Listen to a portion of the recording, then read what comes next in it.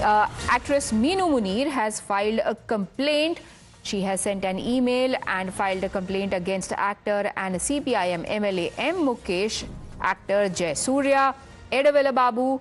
All three have been facing charges of sexual assault from actress Meenu Munir. She has filed complaint all in all against 7 people. Some have been accused of sexual harassment, others have been accused of verbal harassment.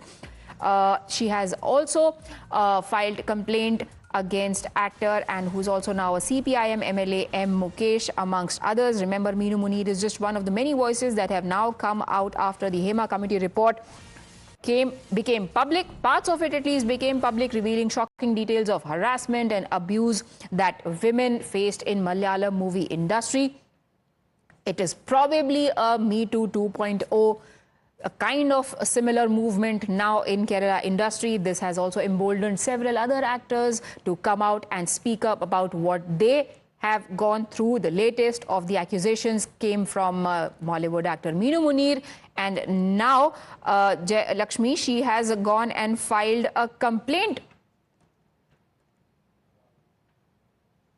The complaint has been filed against actor and CPIM MLA Mukesh, who's accused of sexual abuses and harassment by this actress Meenu Munir. So we heard how she said that Mukesh was part of the executive member of the back when he was part of the executive member of the AMMA Association, and when she had gone ahead and gone for asking chances in the industry, he had made sexual comments, and that he had asked her to compromise and make adjustments, and only then she will be allowed to get into the association, and only then will she be provided, is what she said that Mukesh tried to pass a sexual comment, and that is the allegation. And also she has also filed complaint against other actors as well.